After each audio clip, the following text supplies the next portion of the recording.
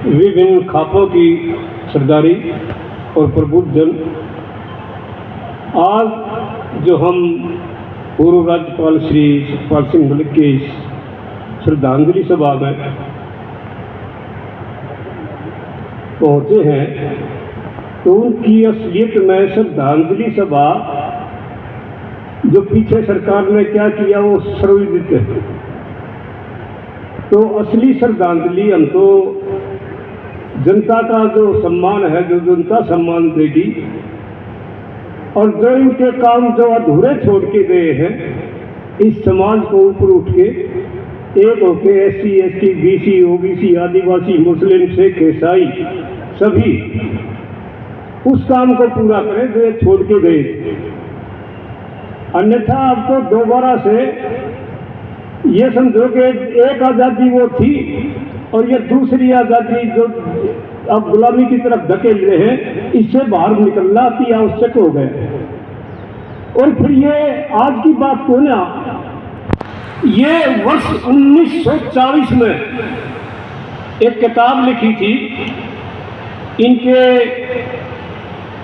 RSS के second संस्थापक MS Golwalkar ने, we and our nation would identify.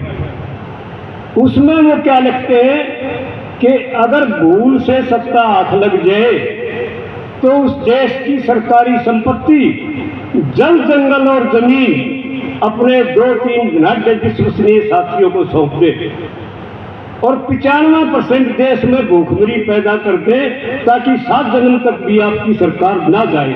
और वो ऐसा रहे, कति पट्टे उससे लाइन पहचान रहे हैं। और इसी गोलवलकर ने ये भी कही थी कि अगर SC ST BC OBC अगर इन और मुस्लिम इनको अगर बराबर का अधिकार दिया गया तो हमें ऐसे अंग्रेजों से जो है वो समझता नहीं चाहिए। वही शब्द इसके थे।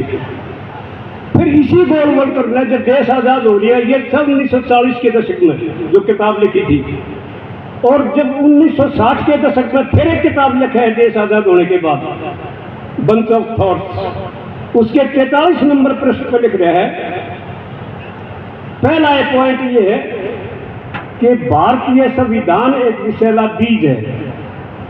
लोकसभाएं, राज्यसभाएं, विधानसभाएं भंग कर देनी चाहिए, एक तंत्र शासन होना चाहिए। मतलब टोटली वही बात है कि हिटलर से आई लगा दो, मन मर्जी की चला दो, दोनों के दोनों, तीसरे की चौथे की कहे की जरूरत ना पड़े। फिर अगला पॉइंट ये लिखा है कि संबंध विच्छेद कर दो, संबंध नहीं बने रहने चाहिए, भाईचारा खराब कर दो, आपस में 35-1 कर दो, मतलब लड़ाई झगड़ाई हो, आपस में लड़ाई रखो, टुकड़ा रखो, एक मुद्दा खत्म नहीं हो दूसरा मुद्दा और चला दो, एक मुद्दे पर गए नहीं अगला नया कानून फिर बना दो। मतलब सिवाय इस पब्लिक को तंग करने के दूसरा काम नहीं लोगों का। जो न्यू वर्ल्ड ऑर्डर है उसके तहत इन्होंने ना तो किसी के पास पैसा छोड़ना, ना इन्होंने किसी के पास कोई पशु छोड़ना, मकान सिर्फ वो रहेगा जिसमें रह से जो ये फ्लैट ये इन्होंने भाज के जो करने लग रहे हैं हम तो रह जाएंगे थोड़े देर बाद से। ये जो इंडस्ट्रीज क्या गए इनके तो ये बुलडोजर ये पकड़ लग रहे हैं, ये इससे काम आऊंगे सारे।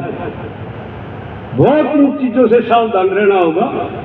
एक ये था। फिर उससे अगला पॉइंट कि SC ST BC OBC के बच्चों को कम से कम स्कूलों में दाखिले दो, और एक आध कोई पढ़ जा तो उसका अपनी लड़की दे दो ताकि वो थारे काबू में रहे। मतलब इतने बेहुदा ऐसी चीजें लिखी। और वो हमारा एक वो कैप्टन मान सिंह दलाल खाप 84 का वो क्या करे कि खट्टर मोदी और योगी एक खास काम करेंगे, अपना तो बसाया नहीं बसे बसाया का नाश करेंगे। और उससे राह पर चल रहे अपने सतपाल जी गवर्नर साहब एक नू में 2023 में जब वो उल्लू प्रकरण हुआ और जो हमारी मदद मांगी, हमने फिर जो वो चून मंगे भीख मंगे जो जवाब दिया, तो उसके बाद में फिर एक बहुत बड़ी पंचायत, क्योंकि वो साजिश कुछ और ही थी, तो वहाँ रोज का मेव में लाखों की संख्या में एक बहुत बड़ी पंचायत की गई। तो सतपाल जी पहला जा लिए थे, हम थोड़े से किसी जाम में फंस गए थे, लेट हो गए। और जो ही हम मंच पर पहुंचे, वो समंदर सिंह जो इनके गार्ड है, उन्होंने बुला धनखड़ को बुलाइए एक बार। जाके मदद पाया का हाथ लाए और लामते ही रोन लाग गया, चश्मे माकर आंसू जो है वो नीचे पड़ने लग गया। और उनने देख के यो एक काम फिर हमारा हो गया। मतलब ऐसे भावना उनका के बोला बता गए धनखड़ साहब ये आपकी खाप, अन्यथा तो ये सबके उनका दख्ता दिखता। अब इनकी हिम्मत नहीं है मेरे सामने इस चीज का प्रूफ है। और वो जितने स्पष्ट कह दिया तो उन्होंने तो साफ कही थी कि 300 साल तक बिना बोल सकते। तो अब बात तो आगे तो आऊंगी, सारी आऊंगी, पर टाइम लगेगा। जब 2014-15 में इनकी सरकार आई, 12-13 में खूब झूठ बोली, जो कि मना बोलने की वो बोली, झूठ पे झूठ, झूठ पे झूठ, 15-15 लाख देंगे, 2-2 करोड़ रोजगार देंगे, युवा रोजगार वाली। भाई हमारे देवी देवता इस देश में 33 करोड़ बताए, और जो बेरोजगार बालक से ये 24 करोड़। एक देवता एक ने तो नौकरी देश से था, फिर क्या के देवता हुए जो एक बालक ने एक ना सोच क्या। मतलब इस ब्रह्मवाद में एक अंधे में भारत के था पूर्व में, जो ये मंदिर मस्जिद रूट पटांग बाता में जो घुमाने लाग रहे इस देश में, हमारा तो सिर्फ एक चीज हुआ थी उन दिनों में कि दादा भैया था, दादा बुम्मा था, अपने बुजुर्ग थे, उनने पूज लिया थे, 3 घड़ी जोत जलाई और जयराम जी की ले राम का ना सुबह सुबह अपना हड़ जोड़ के अपना काम चल। हमारे तो ये काम मना थे इन चीजों के, पर धकेल दिए। हमने गढ़ी सांपला में एक बहुत बड़ा आयोजन कराया गया था, और उसके लिए एक ऐसी प्लानिंग बनाई है, आप लोगों ने भी सबने सुना भी होगा कि ये एक अपना मलिक साहब हैं, Balraj Malik, advocate, senior advocate supreme court के, उनकी काफ़ी वीडियो आई से। तो उसकी अध्यक्षता में एक प्रोग्राम बनाया गया है कि सारी खाप और सारे किसान संगठन हिंदुस्तान के दिल्ली के रामलीला ग्राउंड में 14 सितंबर को आयोजन करेंगे। इनके सम्मान में स्वाभिमान में एक स्वाभिमान सभा का एक आयोजन किया जाएगा 14 सितंबर को। तो कल ही बलराज जी वहाँ आए हमारे गांव में डाकने से, हमने ये हमारे सेक्रेटरी साहब भी साथ थे, एडवोकेट साहब, कहने लगे धनखड़ साहब वहाँ तो कुछ और सौदा रच रखा है रामलीला ग्राउंड में, 5 सितंबर से लेके और 10 अक्टूबर तक कोई प्रोग्राम नहीं देंगे हम, मरते ही नाटके के करा।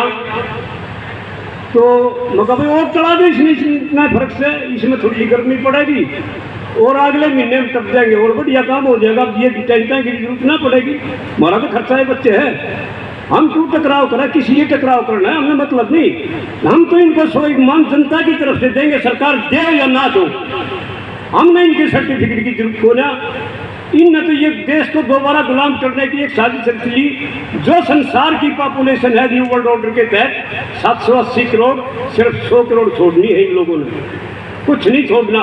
जो कोविड का आया, दूसरा आया, तीसरा आया, धंधा एक के बाद एक पाछला बुढ़ा जो अगला आ जाएगा। तो इन लोगों से सावधान रह लो। और जब तक ये यूरेशियन नस्ल के बाहरी विदेशी लोग जो शासन कर रहे हैं, अपने नाम सुनिए, एक अहमद शाह अब्दाली ने जिस टाइम हिंदुस्तान पर जो हमला करा था, उनके जो मसालची थे वो थे मोडगाची, जिसका जो शीर्ष पर बैठे हैं, और अहमद शाह के खानदान की वजह से। तो इन लोगों को यहाँ से खदेड़ना बहुत जरूरी है, टाइम आ गया है, समय आ गया है। और ये क्रेडिट जो अपने सतपाल जी गवर्नर जी हैं, हम तो इनका बहुत बहुत आभार कर रहे हैं कि जो इन्होंने बार बार जो है ना हमें जो भी शिक्षा दी, इनके दौरान ली, इनके दौरान बैठे, हमारे जो 3 साल जो पढ़ते थे। बाकी पुराने इनकी याददाश्त वो तो परमात्मा करे कि इनकी आत्मा को बहुत बढ़िया डाल शांति से अपने करूँगा।